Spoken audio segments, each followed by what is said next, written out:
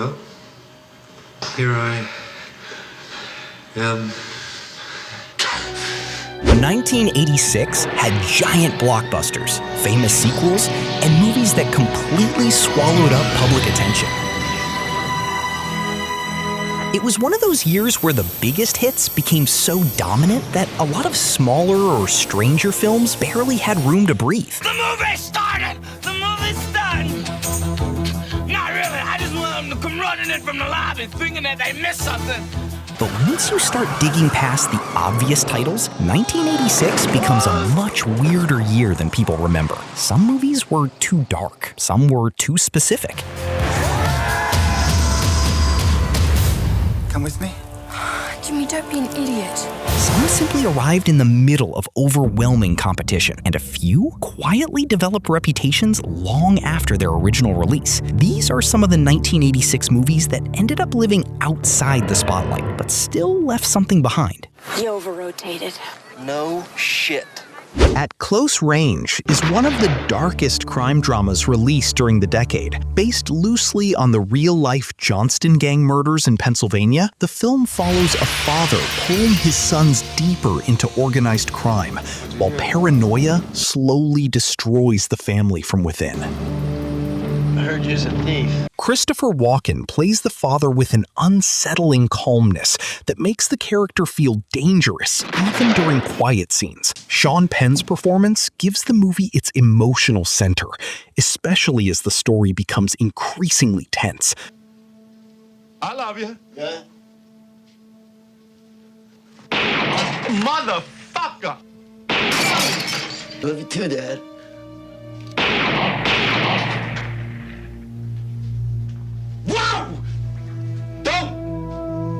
What separates the film from standard crime stories is how grounded it feels. There's no glamorous atmosphere around the violence. Everything feels rural, cold, and inevitable. The movie also carried a heavier tone than many mainstream releases around the same time, which may explain why it never became a major commercial success, despite strong performances. Today, it's often remembered as one of the more intense crime dramas of the 1980s. He's my father. Something Wild starts like a quirky romantic comedy and slowly transforms into something far more unpredictable. Jeff Daniels plays a quiet businessman pulled into an impulsive adventure by Melanie Griffith's free-spirited Lulu. I'm Lulu. Charles, pleased to meet you. Wait, where are we going? For a while, the movie feels playful and chaotic in a harmless way, until Ray Liotta shows up. That shift completely changes the energy. No, Ray!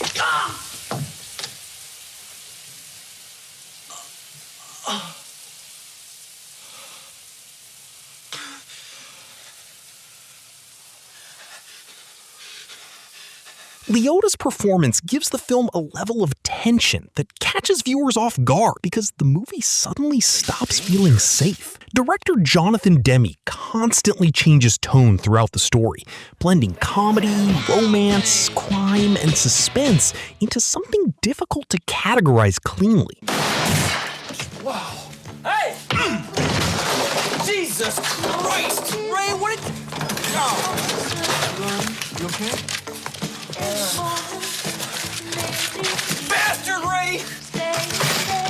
That unusual structure may have confused some audiences during release, but it also became part of the movie's identity later on. 8 Million Ways to Die was one of several gritty detective stories released during the decade, but it leaned harder into exhaustion and self-destruction than most mainstream crime films of the period. You know, what happened to Sonny can happen to any of you girls.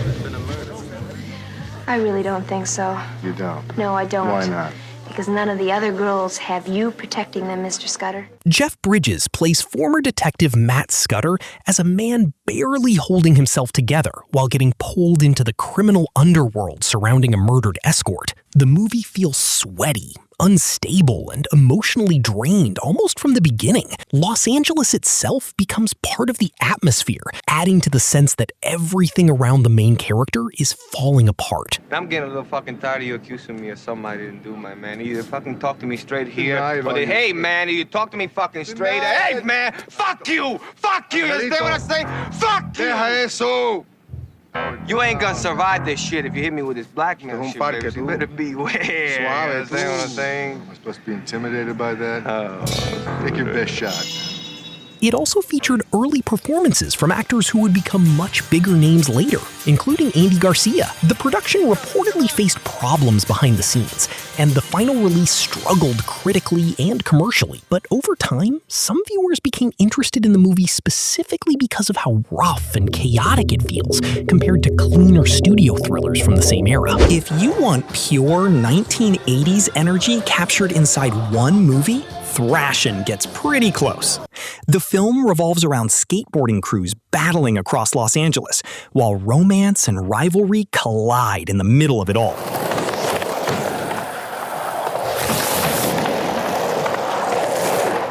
Beat it, you valve jerk! What makes the movie interesting now is how directly it captured skate culture before skateboarding became fully commercialized in the decades that followed. The outfits, the music, the attitude, the street races, the movie feels locked into a very specific moment in youth culture. Josh Brolin appears in one of his earlier roles, and the film also accidentally became notable for featuring future stars and musicians before they became widely known. It's from the Valley? I think so. Chrissy! How many times have I told you?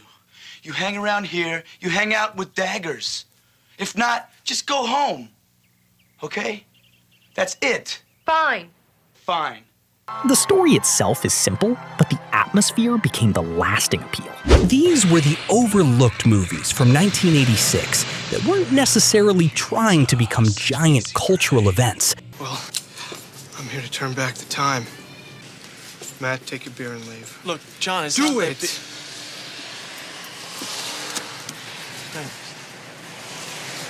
Hey, you got any, Bud and bottles? But decades later, those differences are exactly what make them interesting to revisit, because sometimes the movies sitting slightly outside the spotlight end up revealing the most about the era that created them. Well, I didn't pay, and today I was at the morgue, and she wasn't there. You lied to me. You know what I think of you? No. You got no nuts. What do I have to do? Put a gun in your hand, aim, and pull your finger down, you spineless wimp?